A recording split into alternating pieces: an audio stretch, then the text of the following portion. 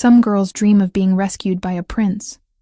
I was bought by a king, whose crown was made of blood and whose castle was built on secrets that could destroy us both. The rain hammered against the cracked windows of our third-floor apartment, like angry fists demanding entry. Each droplet that slipped through the loose frame landed on the mismatched furniture below, creating a steady rhythm that had become the soundtrack of my life. I climbed the narrow stairs 2 at a time, my backpack heavy with architecture textbooks and the weight of another 16-hour day behind me. At 22, I felt ancient. While other students my age worried about parties and dating, I juggled a full course load with shifts at Café Luna, trying to keep our heads above water. The rent was 3 weeks overdue, the electricity bill sat unopened on the kitchen counter, and my father's promises had become as reliable as his sobriety. "Dad?" I called, pushing open the apartment door. The familiar smell hit me immediately. Stale beer mixed with defeat and broken dreams. "Please tell me you went to that construction interview today." Marcus Martinez sat hunched over our second-hand dining table, a half-empty bottle of cheap whiskey serving as his only companion. At 55, he looked 70. His dark hair now streaked with premature gray, and his once strong hands shaking as he lifted the glass to his lips. "Isabella, mija," he slurred, not bothering to look up. "You're home early. It's past 11, Dad. I worked a double shift after classes, remember?" I dropped my bag and surveyed the disaster zone that was supposed to be our home. Empty bottles lined the windowsill like trophies of failure. The Hendersons called about the rent again.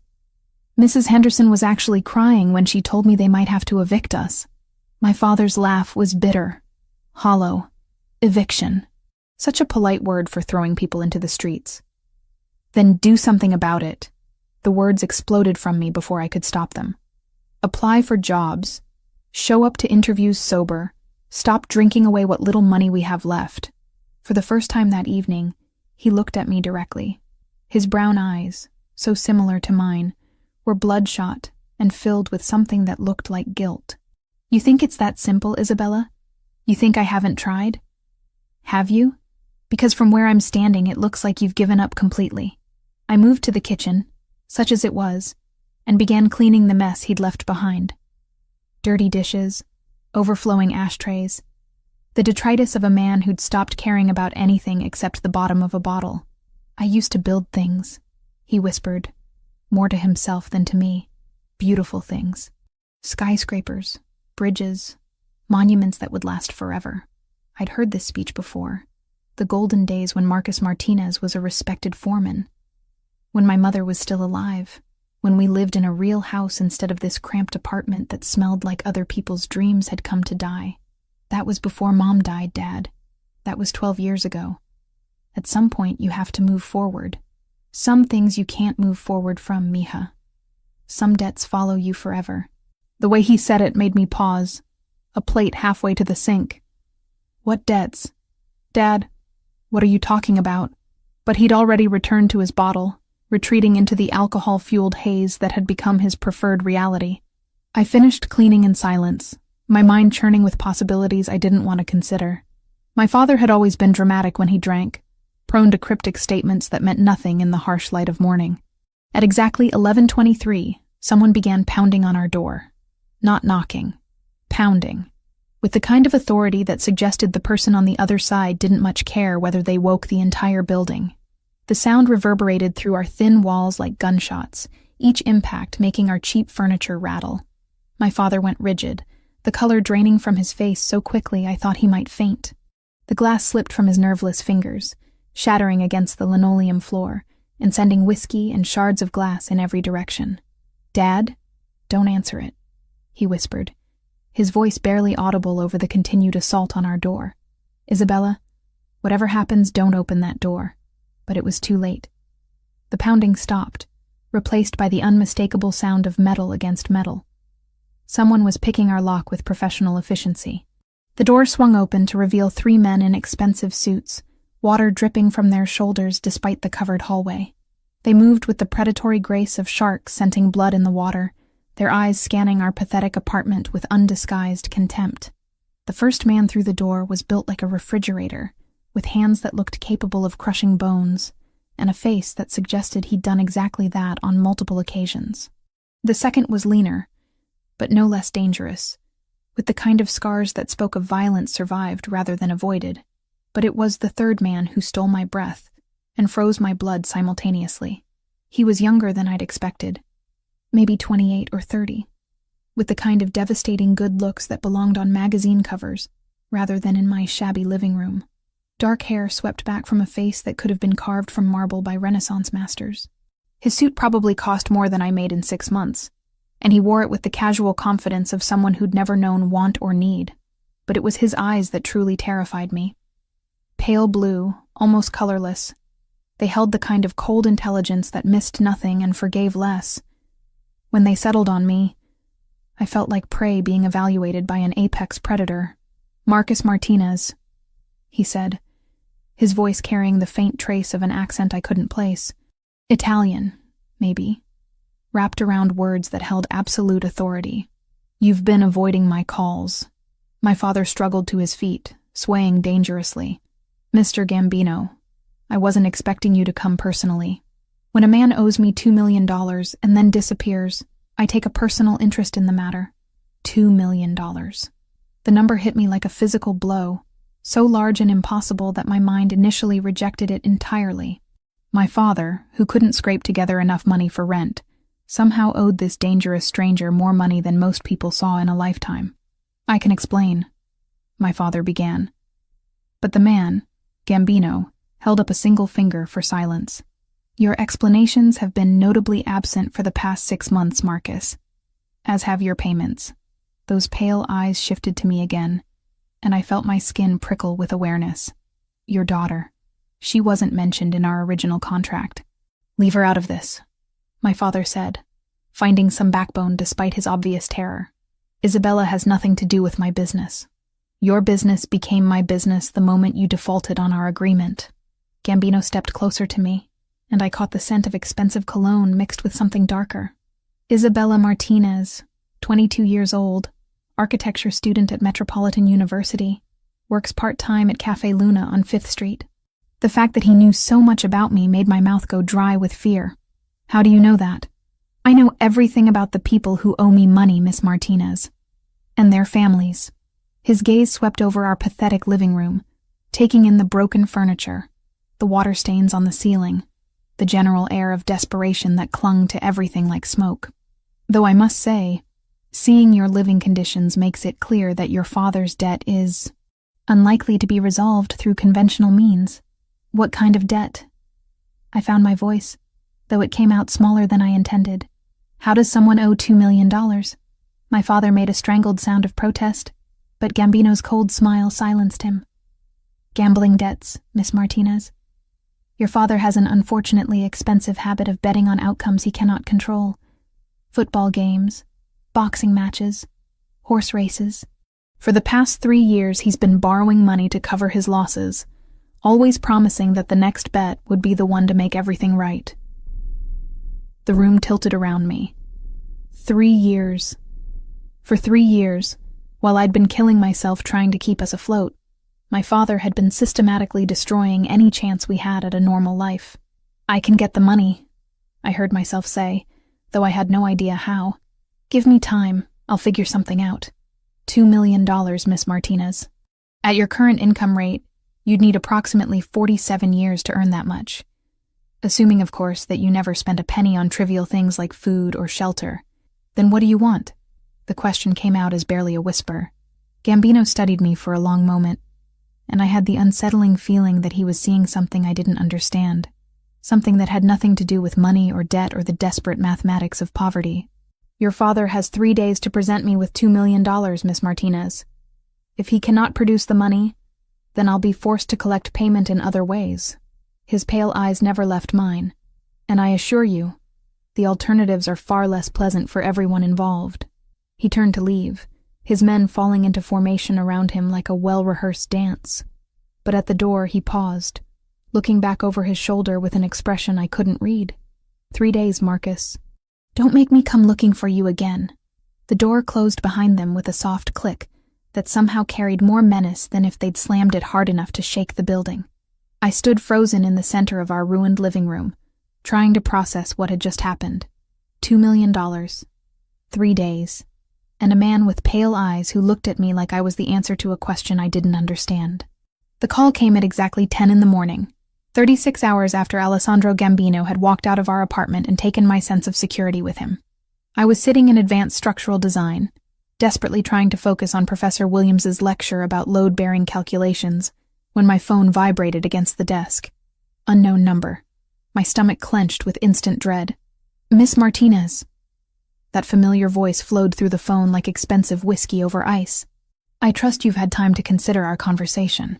Around me, students scribbled notes and sketched diagrams, blissfully unaware that my world was crumbling in real time. I slipped out of the classroom and into the hallway, pressing my back against the cold concrete wall. "My father doesn't have $2 million, I whispered. "You know he doesn't have it. I know many things about your father, Isabella. May I call you Isabella?" He didn't wait for permission. "I know that he lost his construction job due to a gambling incident involving his foreman's wages. I know that he's defaulted on 17 different loans in the past 2 years. I know that your mother's life insurance was the only thing that kept you from being homeless when you were 17. Each revelation hit like a physical blow. How could this stranger know more about my family's history than I did? "What I'm curious about," he continued, "is you. A young woman sacrificing her youth to support a father who has repeatedly betrayed her trust. Most people would have walked away by now. He's my father. And loyalty is admirable. It's also something I value highly in my business relationships." A pause that stretched just long enough to make me nervous. "I'd like to discuss alternative arrangements. Are you available this afternoon? I have classes. Miss Martinez, your father owes me $2 million. In 24 hours, if that debt remains unpaid, alternative collection methods will be implemented. I suggest you reevaluate your priorities." The line went dead, leaving me staring at my phone in the middle of a busy hallway, while students flowed around me like water around a stone. 24 hours. The 3 days he'd originally given us had somehow become one. I skipped my remaining classes and took the bus to the address he'd texted me, watching the city transform as we moved from my rundown neighborhood toward the wealthy suburbs. The houses grew larger, the lawns more manicured, the cars more expensive. By the time I reached my stop, I felt like an alien visiting a foreign planet. The mansion that rose before me belonged in architectural magazines, not reality. Clean lines of glass and stone created a structure that seemed to flow seamlessly into the landscaped grounds surrounding it. Water features and strategic lighting turned the approach into something resembling a work of art. 2 men in dark suits flanked the front entrance, their bulging jackets suggesting they were armed. They nodded respectfully as I approached, as if young women in discount store clothing regularly visited this fortress of wealth and power. "Miss Martinez," one of them said, "Mr. Gambino is expecting you." The interior was even more impressive than the exterior. The foyer alone could have housed my entire apartment, with marble floors that gleamed like mirrors, and a staircase that curved upward in an elegant spiral. Original artwork adorned the walls, pieces I recognized from textbooks, but had never expected to see in someone's home. Impressive, isn't it? Alessandro appeared from a side corridor, moving with the fluid grace of someone completely at home in luxury. My grandmother insisted on Italian marble throughout the main floor. She said anything less would be an insult to our heritage. He looked different in daylight, younger somehow, but no less dangerous. The perfectly tailored suit emphasized his athletic build, and I caught myself noticing details I shouldn't. The way his dark hair caught the light, the small scar above his left eyebrow that suggested a violent past. "Isabella Martinez," he said, as if testing the way my name felt in his mouth. 22 years old, graduated valedictorian from Lincoln High, despite working 30 hours a week to support your family. Full scholarship to Metropolitan University, based on a design portfolio that your professors described as extraordinary for someone your age. How do you know all this? Alessandro gestured for me to follow him through corridors lined with more priceless art. Knowledge is power, Isabella. The more I understand about the people in my life, the better I can serve their needs. He led me into a study that looked like something from a European castle. Floor-to-ceiling bookshelves held leather-bound volumes that appeared to be first editions, and a massive desk dominated the center of the room.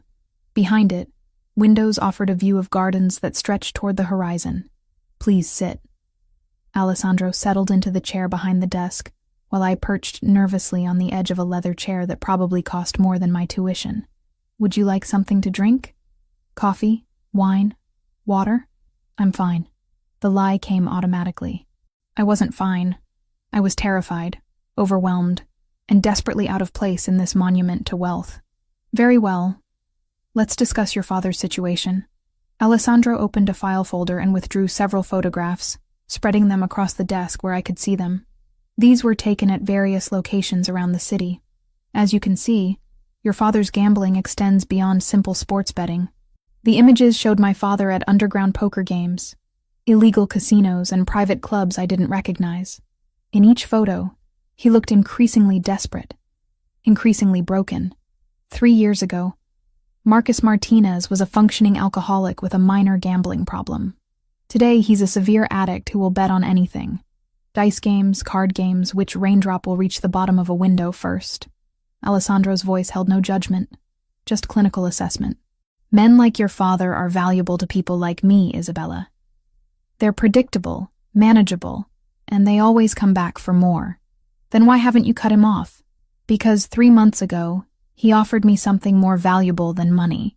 Alessandro leaned back in his chair, those pale eyes studying my reaction. "He offered me his daughter." The words hit me like ice water. "What?" "Oh, not in so many words. But when a man runs out of money, out of possessions, out of hope, he starts making promises he has no right to make." Alessandro stood and moved to the window, hands clasped behind his back. "Your father suggested that you might be willing to work off his debt in a more personal capacity." Bile rose in my throat. "My father would never..." "Wouldn't he?" Alessandro turned back to me, his expression unreadable. "A desperate man will sacrifice anything to feed his addiction, Isabella. Family, dignity, his daughter's future. The question is, what are you willing to sacrifice to save him?" "I don't understand what you're asking." "I'm asking you to marry me." The words hung in the air between us like a blade suspended by thread. I stared at him, certain I'd misheard. "Excuse me?" "A business arrangement," Alessandro clarified, as if discussing the weather. "You become my wife, and your father's debt disappears. You continue your education. I'll even arrange for you to transfer to a better program if you prefer. You'll want for nothing materially. And in exchange, you belong to me. Completely." His pale eyes held mine with unwavering intensity. "You take my name, live in my house, appear at my side when required. You provide heirs to continue the Gambino legacy. You're talking about buying me. I'm talking about saving your life." Alessandro moved closer, and I caught the scent of his cologne again, something expensive and masculine that made my pulse quicken despite my fear. "Your father's debt extends beyond my organization, Isabella.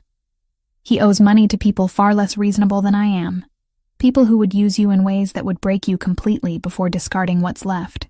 A man appeared in the doorway, tall and broad-shouldered with graying temples and the kind of weathered face that spoke of violence survived. "Boss, the Romano meeting in 15 minutes. "Cancel it, Marco." Alessandro didn't take his eyes off me. "Miss Martinez and I are still negotiating." Marco Torino, I realized. Alessandro's right-hand man, the one who'd been mentioned in hushed conversations at the cafe whenever customers discussed the Gambino family. He looked at me with curious assessment before nodding and disappearing. "Marco's been with me for 8 years," Alessandro explained. "Since I took over the family business. He's completely loyal, completely trustworthy. These are the kinds of people you'd be surrounded by, Isabella. Protection, security, stability. At 28, you run an entire criminal organization." Something flickered across his face. Pain, maybe, or regret. "I inherited the business when my father was killed. Some inheritances come with trust funds and summer homes. Mine came with enemies and blood debts." He returned to his desk, withdrawing another file. "But it also came with resources." The documents he showed me were financial records, bank accounts, investment portfolios, business holdings that stretched across multiple states and countries. The numbers were staggering. The Gambino family controls legitimate businesses worth over $500 million. Construction companies, restaurants, real estate development, import-export operations. Alessandro's finger traced across spreadsheets that might as well have been written in hieroglyphics for all I understood them. We employ over 3,000 people directly, and our activities support countless more. All legal? The vast majority. Some activities exist in gray areas that allow for more flexible interpretation of regulations, but nothing that would endanger the long-term stability of the organization. I stared at the documents, trying to wrap my mind around the scale of what he was showing me. Why would you want to marry someone like me? You could have anyone. I could have anyone willing to marry me for my money. That's not the same thing. Alessandro closed the file and leaned forward, his intense gaze holding mine. I've watched you for months, Isabella. The way you care for your father despite his failures. The way you've sacrificed your own happiness to keep your family together. That kind of loyalty. That strength of character. It can't be bought. You've been watching me? I make it my business to understand everyone connected to my interests. Your father became my concern the moment he started borrowing money from my associates. Alessandro's smile was sharp. But you became my concern for entirely different reasons. This is insane. This is business. I need a wife who will provide legitimate heirs and represent the family with dignity. You need security and the kind of protection that will keep you and your father alive. He stood and moved around the desk, stopping just close enough to make me intensely aware of his presence. It's a mutually beneficial arrangement. And if I refuse? Alessandro's expression didn't change, but something cold flickered in his pale eyes. Your father dies. Painfully and publicly, as an example to others who might consider defaulting on their obligations. You'll be left to deal with his remaining creditors, who are considerably less civilized than I am. That's not a choice. That's coercion. Welcome to my world, Isabella. Alessandro returned to his chair, suddenly looking every one of his 28 years, and then some. Choice is a luxury most people can't afford. The question is, will you make the smart choice, or will you let pride destroy everything you've worked to protect? I stared at this dangerous, beautiful man, who was calmly discussing purchasing my life as if it were a business transaction. Everything I'd planned, everything I'd dreamed of, was crumbling around me. I need time to think. You have until tomorrow morning. After that, alternative collection methods will be implemented, and the offer expires. Alessandro's voice was gentle but implacable. Consider carefully, Isabella. Some opportunities only come once. I spent the entire night staring at the ceiling, Alessandro's proposition echoing in my mind like a song I couldn't stop hearing. Marry him. Become his wife. Sign away my freedom to save my father's worthless life. By dawn, I'd convinced myself there had to be another way. The First National Bank opened at 9, and I was waiting outside when the security guard unlocked the doors. My appointment with a loan officer had been scheduled for weeks. A desperate attempt to secure student loan consolidation that might free up enough money to help with rent. Now I had bigger problems. Miss Martinez? The loan officer, a middle-aged woman with kind eyes and a practical suit, gestured me into her office. I've reviewed your application, and I'm afraid I have disappointing news. I sat in the uncomfortable chair across from her desk, my hands clenched in my lap. What kind of disappointing news? With your current income and debt-to-income ratio, we can't approve you for any additional lending. In fact, your existing student loans are showing some concerning payment irregularities. My stomach dropped. What do you mean? According to our records, you've missed 3 payments in the past 6 months. Your account is marked as delinquent, which affects your credit worthiness for any future lending opportunities. 3 missed payments. My father had been intercepting the bills, probably selling them, or using the money for his gambling. I felt the familiar burn of betrayal mixed with helpless rage. Is there anything else I can do? Any other options? The woman's expression softened with sympathy. I'm sorry, Miss Martinez. Perhaps a family member could co-sign, or if you had collateral to secure the loan. I walked out of the bank feeling more defeated than when I'd entered. No loan, no money, no options except the one Alessandro had offered. The city seemed different as I made my way back toward campus. Brighter, more threatening, full of people who belonged in ways I never would. My phone buzzed with a text from an unknown number. Cafe Milano, 2 p.m. We need to discuss terms. I should have ignored it, should have gone to classes, pretended my world wasn't falling apart, maintained the illusion that I had choices. Instead, I found myself walking toward the address Alessandro had sent, each step feeling like I was walking toward my own execution. Cafe Milano occupied a corner building in the financial district, the kind of place where powerful people made deals over espresso that cost more than I spent on food in a week.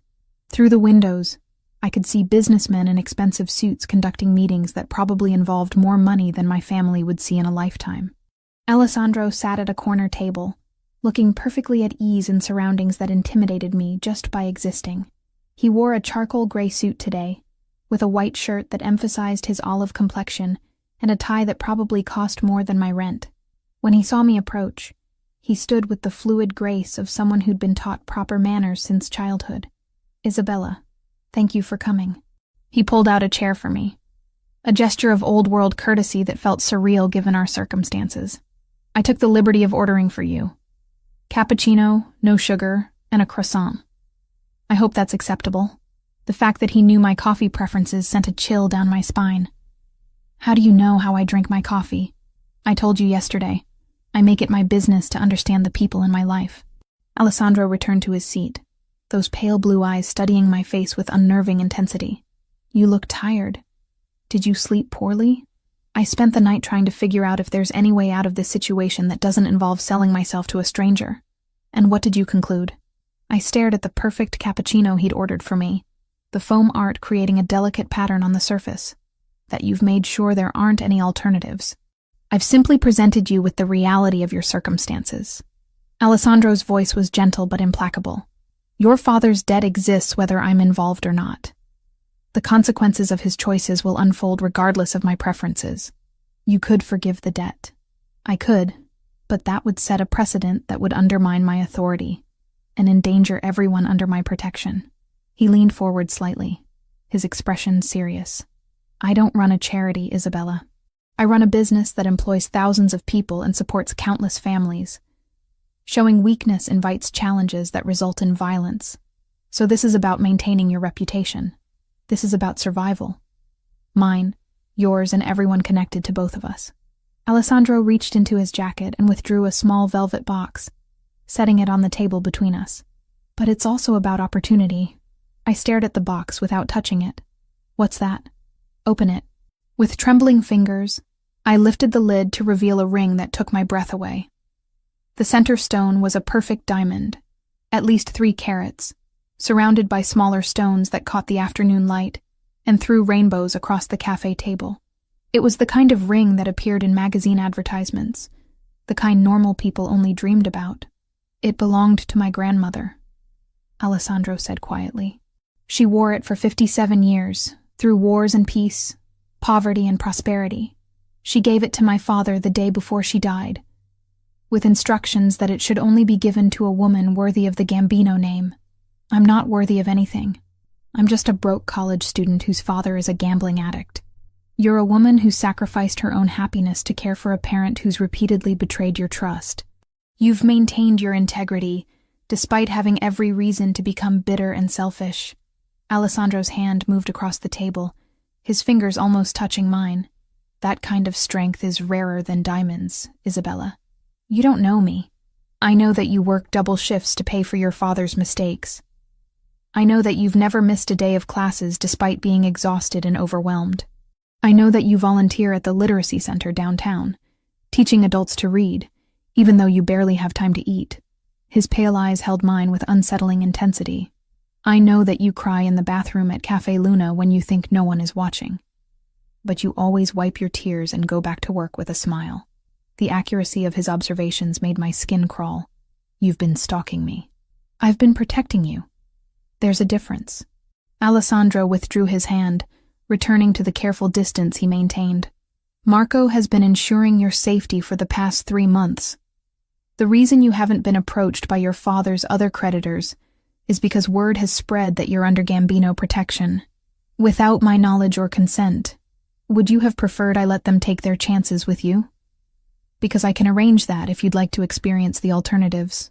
I thought about the men who'd visited our apartment, the cold violence in their eyes when they'd looked at me. Alessandro might be dangerous, but he'd never looked at me like I was prey to be consumed. Why marriage? Why not just hire me or something? Because marriage creates bonds that can't be easily broken. It provides legitimacy, legal protection, social standing. Alessandro's voice took on a harder edge. And because I need heirs, Isabella. The Gambino name dies with me unless I have children to carry it forward. Children. The word came out as barely a whisper. Eventually, yes. When you're ready, when you're comfortable with the arrangement. His expression softened almost imperceptibly. I'm not a monster, Isabella. I don't force myself on unwilling women. But you'll coerce them into marriage. I'll offer them choices they wouldn't have otherwise. Alessandro gestured around the cafe at the luxury surrounding us. Look around you. This could be your life. Security, comfort, respect. No more working double shifts. No more worrying about rent. No more watching your father destroy himself with his addiction. A waiter appeared at our table, refilling our coffee cups with practiced efficiency. He moved with the kind of deference that suggested he knew exactly who Alessandro was, and what that meant for his tip. The croissant is excellent, Alessandro observed, as if we were discussing the weather rather than the terms of my captivity. French butter, imported daily. The chef here trained in Paris. I'm not hungry. You should eat anyway. You've lost weight since I first saw you, and you were already too thin. His gaze swept over me with clinical assessment. Proper nutrition will be a priority once you're living under my roof. You're talking about me like I'm a possession you're planning to maintain, aren't you? The question was asked without malice, just matter-of-fact acknowledgement. Your father has already sold you, Isabella. The only question now is whether you'll accept the terms I'm offering, or whether you'll take your chances with less civilized buyers. I stared at this beautiful, dangerous man, who was calmly discussing the purchase of my life over artisanal coffee and French pastries. Everything about him screamed wealth and power, from his perfectly tailored suit to the way the staff treated him with nervous respect. What would be expected of me? Publicly, you'd be my wife. You'd attend social functions, meet with other wives in our circle, represent the family with dignity. Alessandro's fingers drummed against the table, the only sign of tension he'd displayed. Privately, you'd live in my house, take my name, and eventually provide heirs to continue the Gambino legacy. And if I say no, his pale eyes met mine with unwavering directness, then you walk out of here, and I'll never contact you again. Your father's debt will be collected through traditional means, and you'll be free to rebuild your life however you choose, after watching my father die, after watching your father face the consequences of his own choices. Alessandro leaned back in his chair, his expression unreadable. I won't lie to you, Isabella. The men your father owes money to aren't known for their restraint or creativity. His death would be public, painful, and educational. And me? You'd be left to deal with his remaining creditors, who would view you as a valuable asset to be liquidated. Alessandro's voice remained calm, almost gentle, as he described horrors I couldn't fully comprehend. Some debts are inherited, Isabella. Your father's gambling has created obligations that will outlive him unless they're satisfied. I closed my eyes, trying to shut out the images his words conjured. When I opened them, Alessandro was still watching me with that unsettling intensity. I need more time. Time is a luxury neither of us can afford. Alessandro signaled for the check, and the waiter appeared instantly with the bill. I've made arrangements for you to see what your life could become. Marco will pick you up at 7 tonight. I haven't agreed to anything. No, you haven't. Alessandro stood and moved around the table, stopping beside my chair. His hand settled on my shoulder, warm and heavy and possessive. But we both know you will. His touch sent an unexpected jolt of electricity through me, and I caught his scent again. That intoxicating mixture of expensive cologne and barely leashed power. When I looked up at him, something flickered in his pale eyes that I couldn't identify. Until tonight, Isabella. He left me sitting alone at the cafe table, the velvet ring box still open between my hands, and the weight of an impossible decision crushing down on me like a physical force. 2 weeks had passed since Alessandro's proposal. 2 weeks of carefully orchestrated encounters that felt like a strange courtship dance. He appeared at my university, waiting by my car with coffee and pastries from expensive cafes. He sent flowers to the coffee shop where I worked, always with handwritten notes that struck the perfect balance between romantic and respectful. He had dinner delivered to our apartment when he knew I'd be too exhausted to cook. Each interaction was calculated to show me what my life could become. And despite my resistance, I found myself looking forward to seeing him.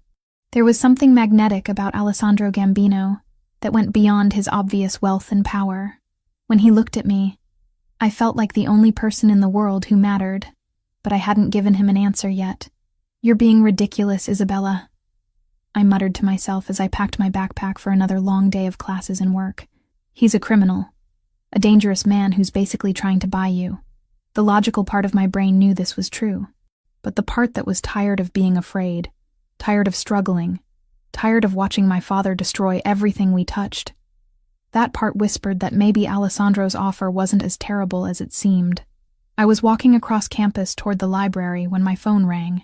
Unknown number, but I'd learned to recognize the particular ringtone that accompanied Alessandro's calls. "Good morning, Isabella. It's barely 8 a.m., Alessandro. Don't you sleep?" "Not much." His voice held a note of something I couldn't identify. Weariness, maybe, or stress. "I need to see you. Something's happened." The urgency in his tone made my stomach clench with anxiety. "What kind of something?" "Not over the phone.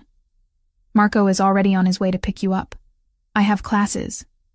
Cancel them." The command was soft but implacable. "This is about your safety, Isabella. Don't argue with me." The line went dead, leaving me staring at my phone in the middle of the quad, while students flowed around me like water around a stone.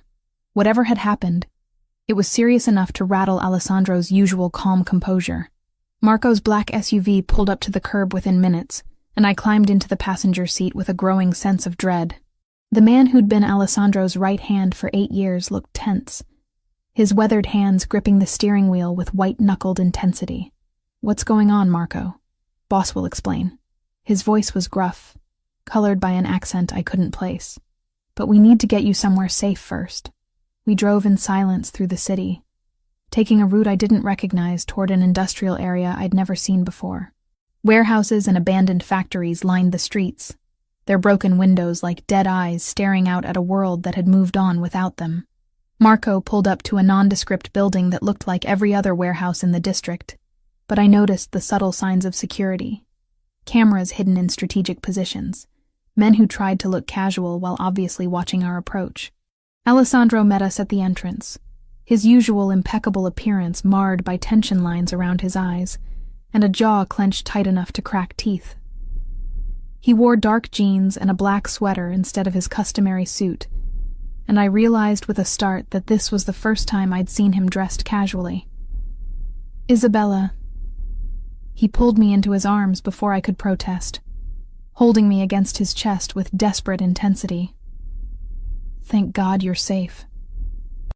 The embrace lasted only seconds, but I felt the tremor in his hands, the rapid beat of his heart against my cheek. Whatever had happened, it had genuinely frightened him. "What's wrong?" I pulled back to look at his face, seeing fear beneath the carefully controlled exterior. "You're scaring me. Your apartment was attacked this morning. Men with guns broke down the door, ransacked everything, took your father."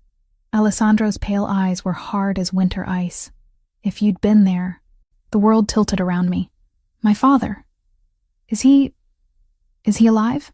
"For now. They left this." Alessandro handed me a Polaroid photograph that showed my father tied to a chair, blood trickling from his nose, his eyes wide with terror. On the back, someone had written, "The girl for the old man, 24 hours. My knees gave out, but Alessandro caught me before I could fall, his strong arms supporting my weight as shock crashed over me in waves. "Who did this?" "The Bratva. Russian organized crime." Alessandro guided me to a chair, his hands gentle but firm. "They've been moving into our territory for months, testing boundaries, seeing how far they can push before we push back." "But why my father? Why me?" Alessandro knelt in front of my chair, his hands covering mine. "Because they know you matter to me. Because taking you would hurt me more than any business loss ever could." The admission hung between us like a confession. In 2 weeks, I'd gone from stranger to weapon, from irrelevant college student to valuable target. The thought was terrifying, and oddly thrilling at the same time. I should call the police. The police can't help with this. Alessandro's voice was gentle but implacable. This is my world, Isabella, with its own rules and its own justice. If you want your father back alive, you have to trust me. Trust you? I barely know you. You know that I've kept you safe for months without you even realizing it. You know that I've treated you with more respect than most men would show their wives, let alone a woman they're trying to convince. Alessandro stood, moving to the window that looked out over the warehouse district. You know that I'm the only person in this city with the resources to get your father back. He was right, and we both knew it. Whatever my feelings about Alessandro and his proposition, he was my only hope of saving what was left of my family. What do they want? You, in exchange for your father's life. Alessandro turned back to me, his expression carved from stone. They think you're my weakness, Isabella. They're not wrong. The vulnerability in his admission made something flutter in my chest. This powerful, dangerous man who commanded respect and fear from everyone around him was admitting that I had the power to hurt him. If I go to them, you're not going anywhere near them. The command cracked through the air like a whip. I won't trade one life for another, especially not yours for his. He's my father. And you're... Alessandro stopped, seeming to struggle with words. You're mine to protect. The possessive statement should have angered me. Instead, it sent heat spiraling through my veins in ways I didn't want to examine too closely. So, what do? We get him back. On our terms. With our methods. Alessandro moved closer, his pale eyes holding mine with magnetic intensity. But Isabella, after today, everything changes. Once the Bratva has marked you as a target, you can never go back to your old life. What do you mean? I mean that as of this moment, you're under my protection permanently. Whether you marry me or not, whether you want it or not, you belong to me now. His hand cupped my face with surprising gentleness. The moment they decided to use you as leverage, they made you a part of this world. I should have protested, should have demanded alternatives, should have insisted on my right to choose. Instead, I found myself leaning into his touch, drawing comfort from his strength. I'm scared. Good. Fear will keep you alive. Alessandro's thumb traced across my cheekbone, and I caught the familiar scent of his cologne mixed with something darker. Adrenaline, maybe, or the promise of violence. But I need you to be brave too, Isabella. I need you to trust me completely. How? By accepting that your old life is over and embracing what comes next. Alessandro leaned closer, his breath warm against my ear. By saying yes to my proposal, and becoming my wife in truth, not just in name. Now, with my father missing and people trying to kill us? Especially now. Alessandro pulled back to meet my eyes, his expression intense with desire and determination. Because after tonight, there won't be any going back for either of us. Before I could respond, Marco appeared in the doorway, his expression grim. Boss, we've got movement. 3 vehicles just pulled up outside the Martinez apartment. Looks like they're setting up surveillance. Alessandro's hand tightened on my face, his pale eyes blazing with cold fire. They're watching for her to come home. He turned to Marco. How long until we're ready? 2 hours, maybe 3. The men are in position, but Dimitri's holed up in that old textile factory with at least 20 guards. Then we move at midnight. Alessandro looked back at me, his expression softening slightly. Isabella, I need you to stay here where it's safe. Marco will watch over you while I get your father back. I'm coming with you. Absolutely not. He's my father. My responsibility. I stood, surprised by the steadiness in my voice. I won't sit here hiding while other people risk their lives for my family. Alessandro studied my face for a long moment, and I saw the exact moment when his perception of me shifted. No longer the fragile college student he was protecting, but someone capable of standing beside him in darkness. If you come with me tonight, there's no going back. You'll see things, do things, become someone you never imagined you could be. His pale eyes held mine with unwavering intensity. Are you prepared for that? I thought about my father, probably terrified and alone in some abandoned building. I thought about the life I'd been living, always afraid, always struggling, always at the mercy of other people's choices. And I thought about Alessandro, dangerous and magnetic, offering me a chance to stop being a victim. Yes, Alessandro's smile was sharp as a blade and twice as beautiful. Then let's go to war, Isabella Martinez. He pulled me against him, his mouth capturing mine in a kiss that tasted of desperation and promise, and the metallic tang of violence to come. When we broke apart, both of us breathing hard, something fundamental had shifted between us. I was no longer the innocent girl he was trying to protect. I was his partner in the darkness that lay ahead. 8 weeks had passed since Alessandro and I rescued my father from the Bratva. 8 weeks of living in his fortress-like mansion, of sharing meals and conversations that felt dangerously close to normal. 8 weeks of pretending I didn't notice how his touch lingered when he helped me into cars, or how his pale eyes followed me through rooms like I was something precious he couldn't bear to lose. 8 weeks of falling for a man I wasn't sure I could trust. My father had recovered from his ordeal, though the fear never fully left his eyes. Alessandro had arranged for him to stay in a secure facility, ostensibly for addiction treatment, but really for his own protection. The official story was rehabilitation. The reality was witness protection from people who still wanted him dead. But this morning, everything changed. I woke feeling nauseous.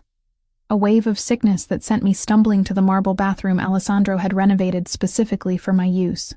As I knelt on the cold floor, retching into the pristine toilet, a terrible possibility occurred to me. When was my last period? The thought hit me like ice water. With everything that had happened, the threats, the rescue, the complete upheaval of my life, I'd stopped keeping track of normal things like menstrual cycles. But now, counting backwards, I realized I was almost 6 weeks late. 6 weeks. Right around the time Alessandro and I had first been intimate, that night of desperate fear and comfort that had led to so much more than either of us had planned. I sat on the bathroom floor, my back against the marble wall, and tried to process the implications. Pregnant. I might be carrying Alessandro Gambino's child, the heir to a criminal empire I'd stumbled into by accident. The irony wasn't lost on me. He'd wanted to marry me to provide legitimate heirs, and now I might be pregnant before we'd even had a proper wedding. I needed to know for certain. The pharmacy was a 20-minute drive from Alessandro's estate, but I'd never made the trip alone. Marco or one of the other guards always accompanied me when I left the grounds. Part of the security measures Alessandro insisted were non-negotiable. But today, I couldn't face explaining why I needed a pregnancy test to one of his men. I slipped out through the kitchen entrance while Alessandro was in his office conducting business, taking the keys to the small Mercedes he'd given me for my personal use. The guards at the gate looked surprised when I approached alone, but they didn't question my right to leave. The drive into town felt like an escape, even though I knew it was temporary.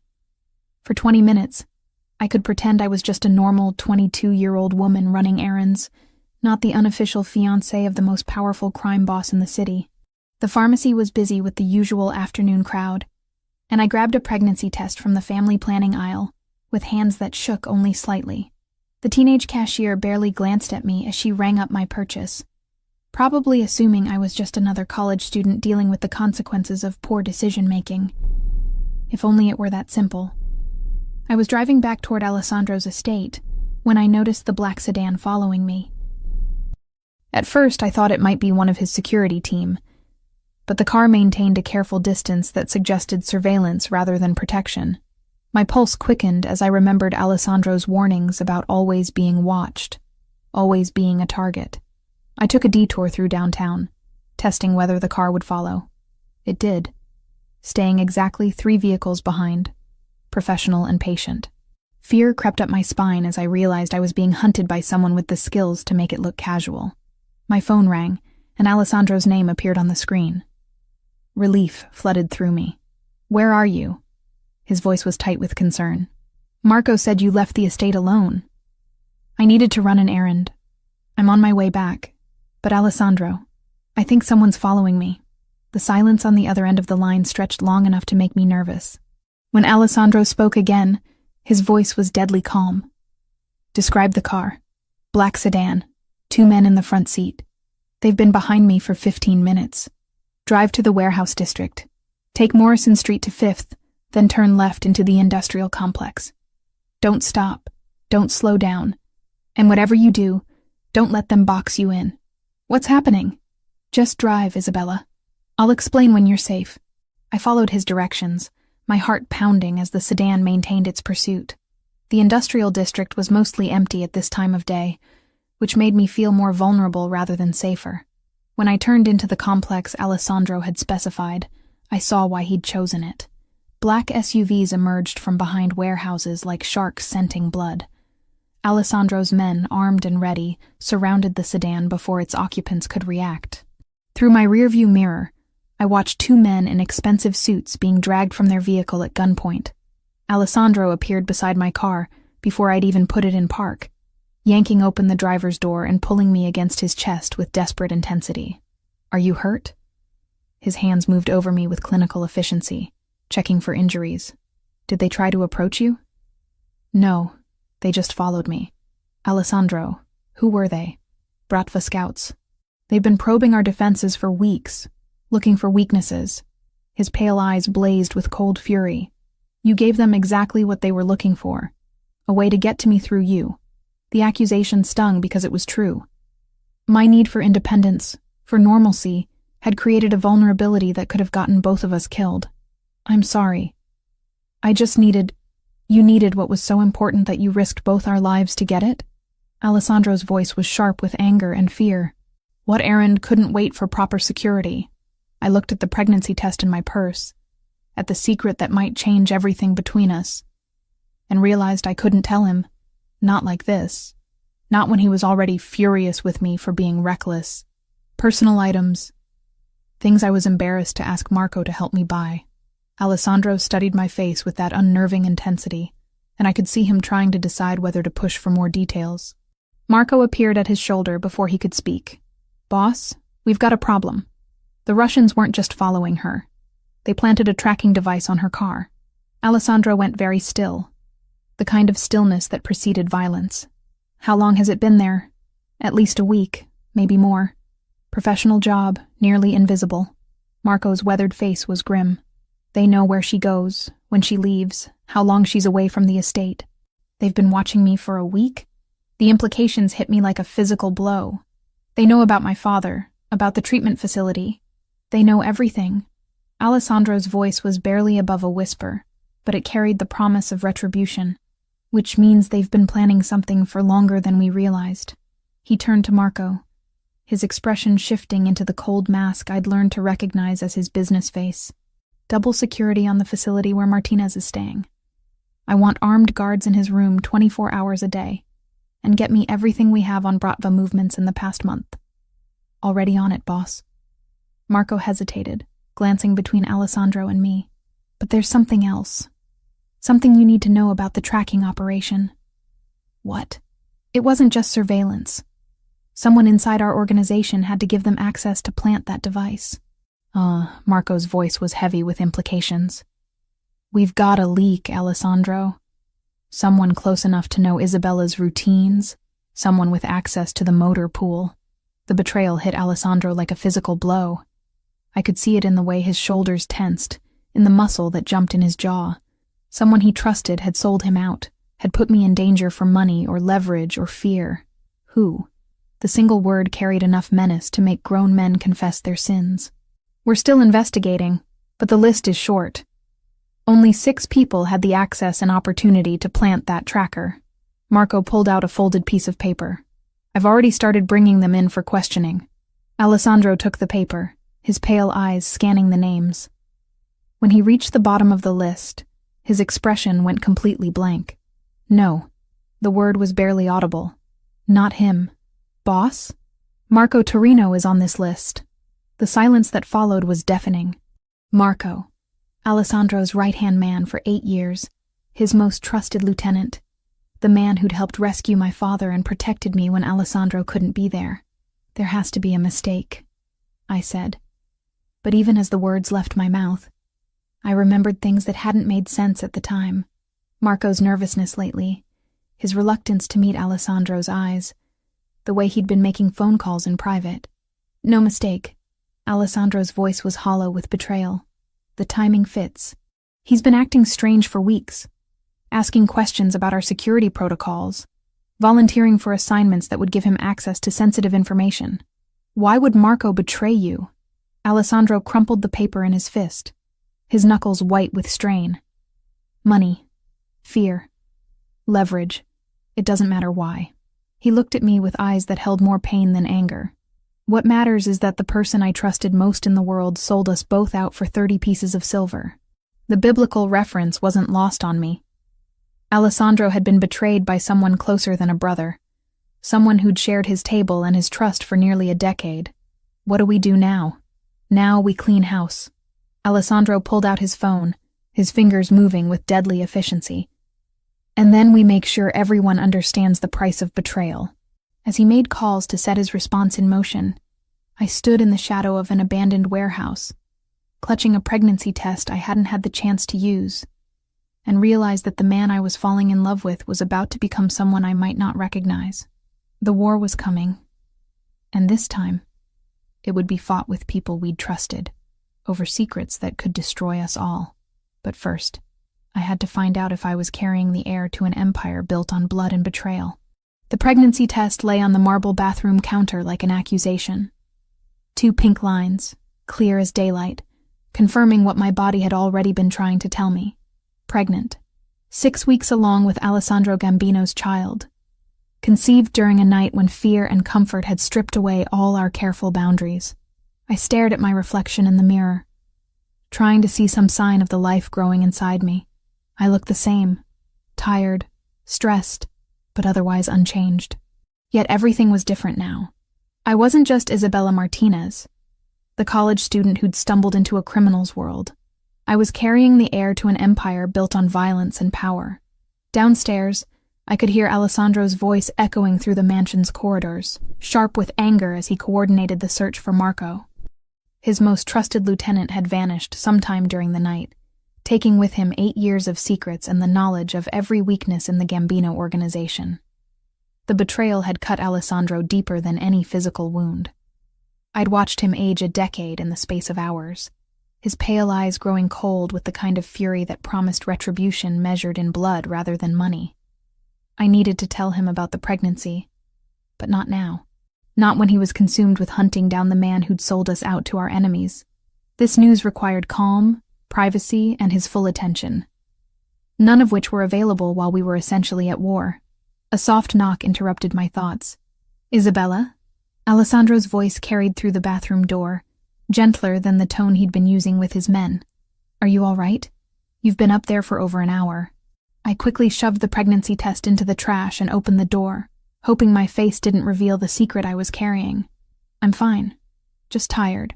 Alessandro studied me with those unnerving pale eyes, taking in details I hoped weren't as obvious as they felt. "You look pale. Are you feeling sick? It's been a stressful day." Not entirely a lie, though stress was the least of my problems at the moment. He reached out, his fingers cool against my forehead. "No fever. But you should rest. I've increased security around the estate. Nobody gets in or out without my personal authorization." "Have you found Marco?" Alessandro's expression hardened. "He's gone to ground, probably with Bratva protection. But we'll find him. Betrayal like this can't go unanswered, Isabella. It sends the wrong message to everyone who depends on our strength." I watched him transform before my eyes. The man who'd touched my face with gentle concern becoming the ruthless leader who commanded fear and respect throughout the city. It was a reminder that no matter how tender he could be with me, Alessandro Gambino was still a dangerous man. "What will happen when you find him? What always happens to traitors?" Alessandro's voice was matter of fact, devoid of emotion. "Marco made his choice when he sold us out. Now he'll face the consequences." The casual way he discussed murder should have terrified me. Instead, I found myself nodding, understanding that in this world, betrayal was a capital offense. Marco had put both our lives at risk, had endangered my father, had sold information that could have gotten me killed. In Alessandro's world, that debt could only be paid in blood. "I need to check on something at the facility where your father is staying," Alessandro continued, his hand finding mine. "Will you be safe here for a few hours?" "Of course. Where else would I go?" Something flickered in his eyes. Relief, maybe, or gratitude, that I wasn't fighting him on the security measures. I've left instructions with the guard detail. You're not to leave the estate grounds for any reason. Understood? Understood. Alessandro leaned down and kissed my forehead, a gesture so tender it made my chest ache. This will be over soon, Isabella. Once we've dealt with Marco and sent the Bratva a message they won't forget, we can go back to planning our future. Our future. If only he knew how much more complicated that future had become. After Alessandro left, I found myself wandering through the mansion's empty corridors, my thoughts churning with possibilities and fears. The house that had become my sanctuary now felt like a beautiful prison, its luxury unable to distract from the violence brewing just beyond its walls. I was in Alessandro's study, looking through the architectural books he'd bought for me, when the phone rang. Not Alessandro's private line, but the main house number that only family and close associates knew. Gambino residence. I'd learned to answer with the proper formality. Isabella? The voice was unfamiliar, male, with a slight accent I couldn't place. Isabella Martinez? Ice flooded my veins. Who is this? A friend of Marco's. He's very concerned about your well-being. I should have hung up immediately, should have called security, should have done anything except continue the conversation. But fear had frozen my vocal cords. Marco asked me to give you a message, the voice continued, smooth and confident. He wants you to know that Alessandro isn't the man you think he is. I don't want to hear this. Your father's debt? It was never $2 million. Alessandro inflated the numbers, created a crisis that didn't exist, so he could manipulate you into his bed. The words hit like physical blows. Marco has the original documents, Isabella. Proof that your father owed less than $50,000. You're lying. Am I? Think about it. How convenient that Alessandro appeared in your life just as you were becoming desperate enough to consider drastic measures. How perfectly timed that the Bratva decided to target you just when you were starting to question his motives. My legs gave out, and I sank into Alessandro's leather chair, the phone trembling in my hand. What are you saying? I'm saying that Alessandro Gambino orchestrated everything from the beginning. The debt, the threats, even the attack on your father. All carefully designed to make you dependent on his protection. The voice was patient, almost kind. Marco discovered the truth and tried to warn you. That's why he had to disappear. That's impossible. Is it? When did you first notice Alessandro's men watching you? Was it really for your protection, or was it to make sure you didn't discover the truth about your father's real debt? The questions hit too close to home. I remembered the months of subtle surveillance, the way Alessandro always seemed to know exactly where I was and what I was doing. I'd thought it was protection, but what if it had been control? Marco is safe, the voice continued. But he's worried about you, Isabella. He knows Alessandro will never let you go voluntarily. You're too valuable to him now. Valuable how? You carry his child. The words stopped my heart. How do you know that? Marco pays attention to details. He's been watching you for weeks. Notice the signs Alessandro has been too distracted to see. The voice softened with something like sympathy. That baby makes you incredibly powerful, Isabella. The heir to the Gambino Empire has tremendous value to Alessandro's enemies. What do you want? To offer you a choice. Real freedom, not the gilded cage Alessandro has built for you. Marco can arrange for you to disappear, to start over somewhere safe with your child. And my father will be protected as part of the arrangement. The Bratva has no interest in hurting an innocent man. I closed my eyes, trying to process what I was hearing. If it was true, if Alessandro had manipulated everything from the beginning, then nothing I'd believed about our relationship was real. The tenderness, the protection, the way he looked at me like I mattered. All of it would be an elaborate lie designed to secure his heir. But if it was false, if Marco was trying to turn me against Alessandro out of spite or fear, then I was playing into the hands of people who wanted to destroy everything we'd built together. I need time to think. Time is something you don't have. Alessandro will be back soon, and once he realizes you know the truth, he won't let you out of his sight. The urgency in the voice was unmistakable. There's a car waiting at the service entrance behind the kitchen. The guards have been distracted by a small incident at the front gate. You have maybe 10 minutes to decide. 10 minutes to throw away everything? 10 minutes to save yourself and your child from a life of beautiful captivity. The line went quiet for a moment. Your father would want you to be free, Isabella. More than anything, he'd want you to have the choice he never could give you. The phone went dead, leaving me alone in Alessandro's study with the weight of an impossible decision. Through the windows, I could see movement near the front gate, some kind of commotion that had drawn the guards' attention away from the main house. I thought about the pregnancy test hidden in my bathroom trash, about the future Alessandro envisioned for us. Marriage, children, a life of luxury built on violence and control. About the possibility that everything I'd believed was a lie designed to trap me. And I thought about the alternative.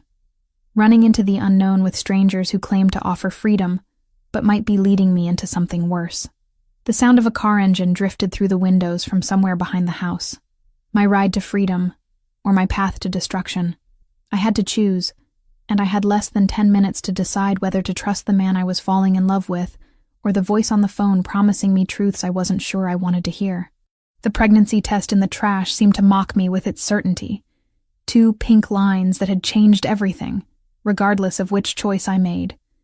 But as I sat in Alessandro's chair, surrounded by the books he'd bought for me and the life he'd built around me, I realized that my decision had already been made the moment I'd seen those 2 pink lines. I was carrying his child. Whatever else might be true or false, whatever games might be being played around me, that baby was real. And that baby deserved better than to be born into a war between people who claimed to care about me. I walked to the kitchen, past the service entrance where a car waited in the shadows, and picked up the phone to call Alessandro. Isabella? What's wrong? Nothing's wrong. I just wanted to hear your voice, and I wanted to know, when I told him about the pregnancy, whether his reaction would reveal a man who truly loved me, or one who'd finally secured his perfect pawn. I'll be home soon. Are you sure you're all right? I'm sure, I lied, one hand instinctively moving to my still flat stomach. I'm exactly where I need to be. Whether that was true remained to be seen. But I was done running from the truth, whatever form it might take. The war came to us at dawn, 3 days after the phone call that had nearly torn my world apart. I'd chosen to trust Alessandro, chosen to believe that whatever manipulation might exist in our relationship, his feelings for me were genuine. But doubt lingered like a poison in my veins, making me question every touch, every tender word, every promise of protection. I still hadn't told him about the pregnancy. Isabella, get away from the windows. Alessandro's voice cut through my morning reverie like a blade. He stood in the doorway of our bedroom, fully dressed despite the early hour, his pale eyes scanning the grounds beyond the glass with predatory alertness. What's wrong? Movement in the tree line. At least 20 men. Probably more. He was already reaching for the gun he kept in the nightstand, his movements efficient and deadly calm. The Bratva is making their move. Through the bulletproof glass, I could see dark figures moving between the trees that bordered Alessandro's estate. They advanced with military precision, using the landscape for cover as they surrounded the mansion like a noose drawing tight. Where's my father? Safe. I moved him to a secondary location yesterday, when our intelligence suggested this was coming. Alessandro checked his weapon with practiced ease, then tucked a second gun into his waistband. But, Isabella, there's something you need to know before this starts. The serious tone in his voice made my stomach clench with dread. What? We found Marco. I turned from the window, studying his face for clues about what this meant. Is he alive? He's alive. But what he told us... Alessandro's jaw tightened with controlled fury. The Bratva has been planning this for months, Isabella. The attack on your father, the surveillance, even Marco's betrayal. It was all orchestrated to separate us from our allies and leave us vulnerable. How? They knew Marco had gambling debts. They've been slowly buying his loyalty for over a year, feeding him just enough money to keep him dependent while gathering intelligence about our operations. Alessandro moved to the window, his gaze tracking movement in the distance. The night they took your father, Marco gave them our security protocols. He thought he was just helping them grab a random kidnapping victim for ransom. But then why did he help rescue Dad? Because by then he realized he was in too deep to get out. The Bratva doesn't let people walk away, Isabella. Once you're compromised, you either serve them completely or you die.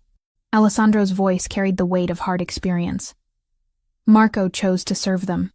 The betrayal hit me like a physical blow, even though I'd known it was coming. Marco, who'd protected me, who'd seemed genuinely loyal to Alessandro, had been playing a double game that could have gotten us all killed.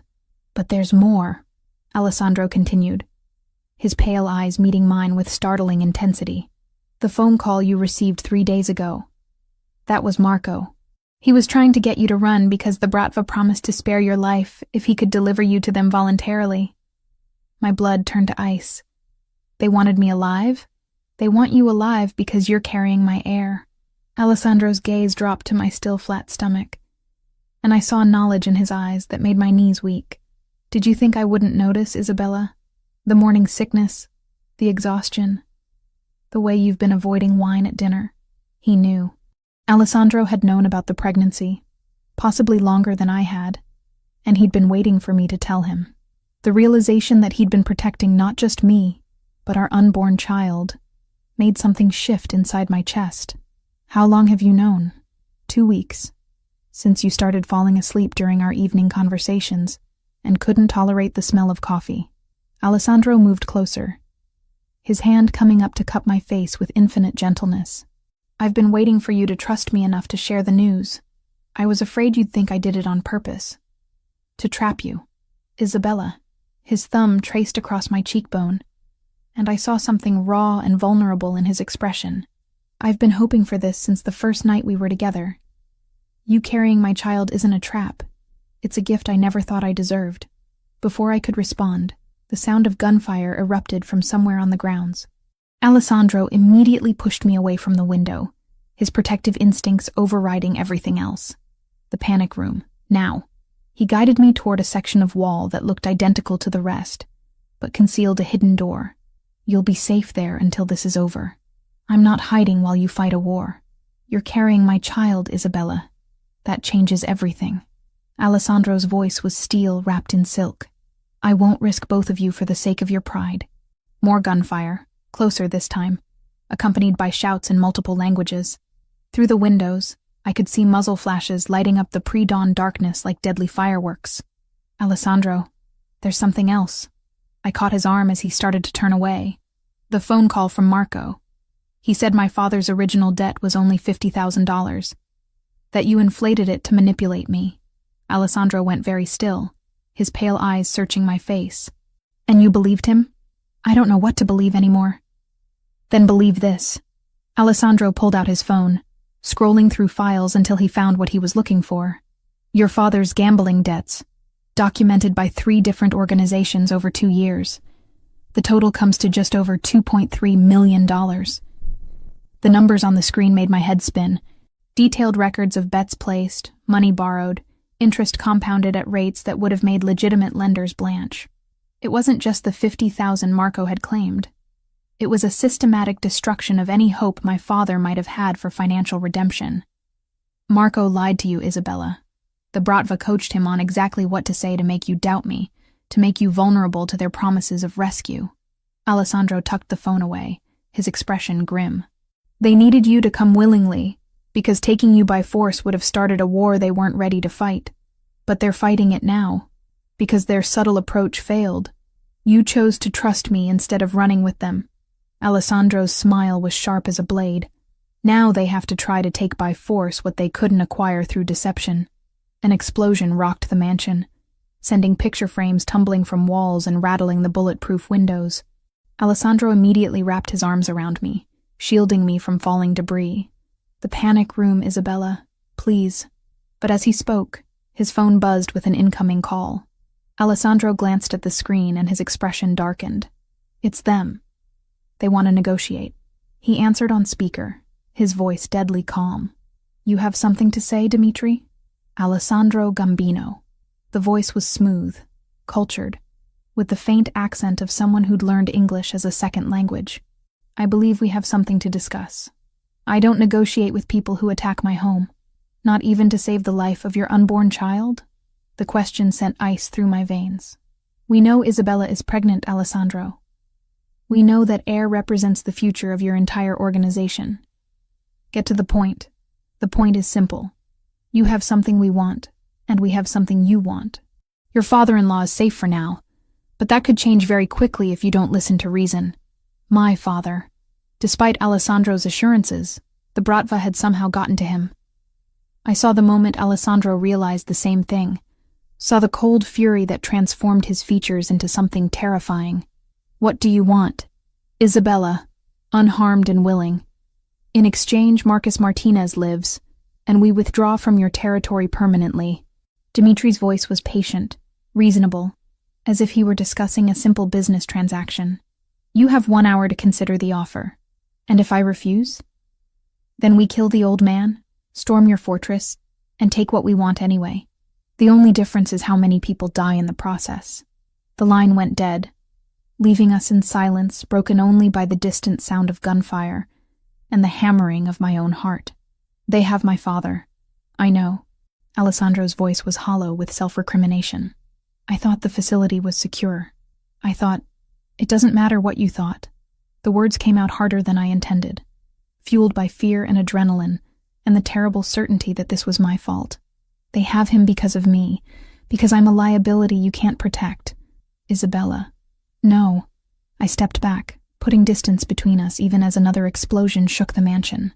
I won't let my father die because I was too selfish to make the hard choice. You're not going anywhere near them. It's not your decision to make. I met his pale eyes with all the determination I could muster. I'm not your possession, Alessandro. I'm not something you own. You're carrying my child, and that child deserves to grow up with grandparents, not just the blood money from their grandfather's death. I moved toward the door, driven by a certainty that felt like destiny. I have to do this. Alessandro stepped into my path, his expression desperate. They'll kill you the moment they have what they want. Maybe. But if I don't go, they'll definitely kill my father. I reached up, touching his face with hands that only trembled slightly. And then they'll come for us anyway. There has to be another way. There is. I smiled, hoping it looked more confident than I felt. You trust me to be strong enough to handle whatever comes next.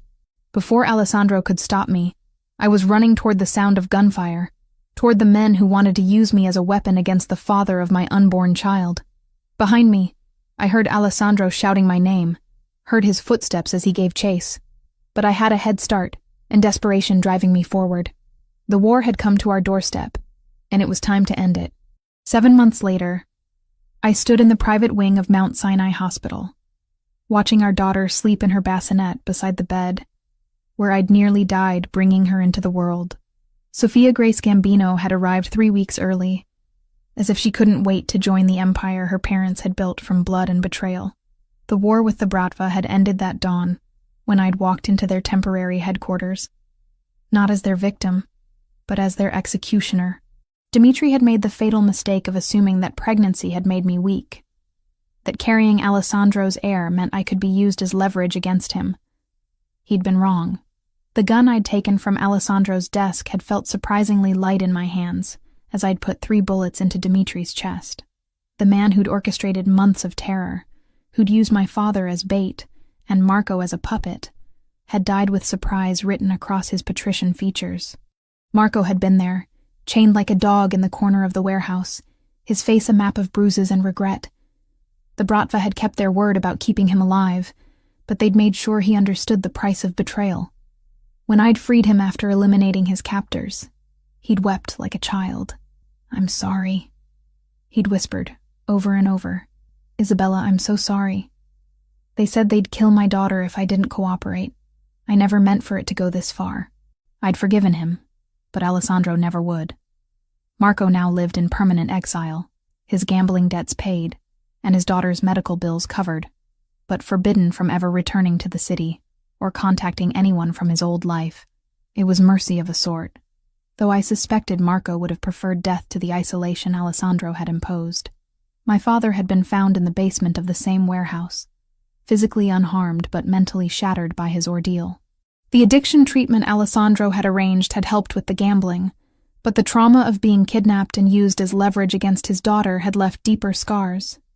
He was clean now, sober for the first time in years, working as head accountant for one of Alessandro's legitimate construction companies. The job gave him purpose and dignity, while keeping him under protection that looked like ordinary employment. He'd walked me down the aisle 6 months ago, tears streaming down his face as he placed my hand in Alessandro's.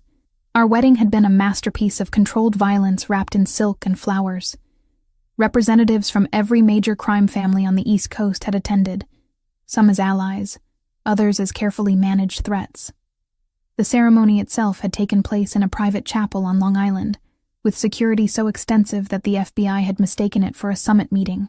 I'd worn Alessandro's grandmother's dress, altered to accommodate my growing belly, and carried a bouquet of white roses that concealed a small pistol, a wedding gift from my new husband. The symbolism hadn't been lost on anyone present.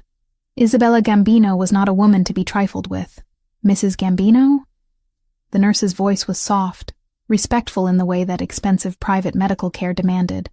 Your husband is here to see you. Alessandro entered the room like he owned it, which, considering the size of his donation to the hospital's pediatric wing, he essentially did. He looked older than his 28 years, the weight of leadership and recent fatherhood adding gravity to his pale eyes. But when he saw me holding our daughter, his expression softened into something that still took my breath away. How are you feeling? Tired. Sore. Happy. I shifted carefully, making room for him on the hospital bed. She's perfect, isn't she? Alessandro settled beside me, his large hands impossibly gentle as he took Sophia from my arms. The sight of this dangerous man cradling our tiny daughter never failed to move me. He spoke to her in Italian, words of love and protection that I was slowly learning to understand. The business? Thriving. Our expansion into legitimate enterprises is ahead of schedule, and the construction company your father manages just won a contract to build the new federal courthouse. Alessandro's smile was sharp with irony. The FBI will be working in a building constructed with Gambino money. And the other families? Respectful. Word has spread about what you did to Dimitri. No one wants to test the woman who eliminated the Bratva's leadership while 6 months pregnant. Alessandro's pride in my accomplishments was unmistakable. You've become something of a legend, Isabella. The queen who protects her king. It was an accurate description. In the months following the warehouse incident, I'd transformed from protected asset to active partner in Alessandro's empire. My architectural background had proven invaluable in designing buildings that served dual purposes. Legitimate businesses on the surface, with hidden spaces and escape routes that allowed for less legal activities when necessary. The daycare center I'd designed served real children from the community, while also functioning as a meeting place for sensitive negotiations. The medical clinic provided genuine health care to underserved populations, while serving as a neutral zone where disputes could be resolved without violence. I'd become the acceptable face of the Gambino family's charitable work, the respectable young mother who could sit on hospital boards and university committees while quietly ensuring that our interests were protected. There's something else, Alessandro said, his voice taking on the tone that meant serious business. The commission has extended an invitation. They want to meet you formally. The commission, the governing body that theoretically controlled organized crime activities across the country. Being invited to address them was recognition that I'd moved beyond being Alessandro's wife to being a power in my own right.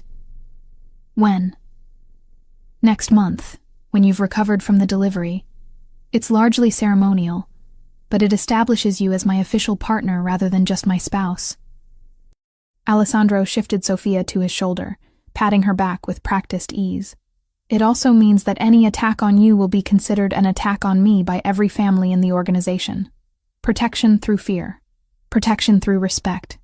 There's a difference. Alessandro's pale eyes met mine with perfect understanding. You've earned this, Isabella. Not through me, but through your own choices and actions. It was true. The woman who'd hidden from rain in a stranger's car no longer existed. In her place was someone harder, smarter, more dangerous. Someone capable of pulling a trigger without hesitation when her family was threatened. But I was also someone who could design schools that served real children, who could manage charitable foundations that genuinely helped people, who could be a mother to the tiny girl sleeping in her father's arms. I have a proposal, I said, watching Alessandro's expression for his reaction. I want to establish a scholarship program. Full rides to college for the children of our employees, legitimate and otherwise. Expensive. Worth it. Education is the best investment we can make in the next generation. I reached out to stroke Sophia's downy hair. I want our daughter to grow up in a world where intelligence is valued as much as loyalty. And if some of those scholarship recipients decide they want nothing to do with our world, then they'll have the education and resources to build better lives for themselves. That's a win for everyone. I met Alessandro's gaze steadily. Not every problem can be solved with violence, Alessandro. Sometimes the strongest thing you can do is give people choices. Alessandro considered this, his expression thoughtful. You want to reform the system from within. I want to build something that lasts longer than we do. Something Sophia can be proud of whether she chooses to be part of it or not. And if she chooses differently, if she wants a normal life, I looked at our daughter, perfect and innocent in her father's arms, and felt the fierce protectiveness that had driven me to kill for her before she was even born. Then she'll have that choice. But she'll have it from a position of strength, with resources and education, and the knowledge that she's loved unconditionally. I smiled, thinking of the trust funds Alessandro had already established, the legitimate businesses that would provide clean money for whatever future Sophia chose. We're not just building a criminal empire, Alessandro. We're building a legacy. Sophia stirred in her father's arms, her tiny fist closing around his finger with the instinctive grip of a child claiming her birthright. When she opened her eyes, they were the same pale blue as Alessandro's, but somehow warmer, full of possibility rather than calculation. She's going to be formidable, Alessandro murmured, wonder in his voice. She's going to be free, I corrected. Free to choose her own path, her own values, her own definition of power. Through the hospital window, the city spread out before us like a chessboard, full of territories to be claimed and alliances to be forged. I was Isabella Gambino now, wife to a king and mother to a princess, architect of an empire that served both darkness and light. The frightened girl who'd worked double shifts to pay her father's debts had died in that warehouse 7 months ago, reborn as someone who understood that true power came not from fear, but from the ability to protect what mattered most. Our daughter would inherit wealth and influence beyond measure, but more importantly, she would inherit the knowledge that strength came in many forms. Sometimes it meant pulling a trigger to protect your family. Sometimes it meant building schools to educate other people's children.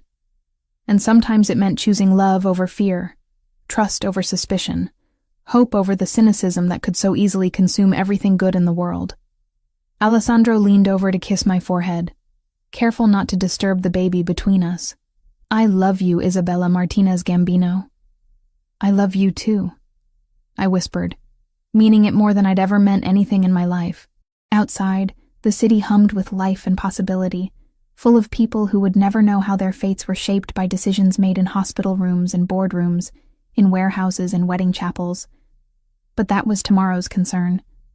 Today, we were just a family, dangerous and devoted in equal measure, building something beautiful from the ashes of everything that had tried to destroy us. The empire would endure. But more importantly, so would we.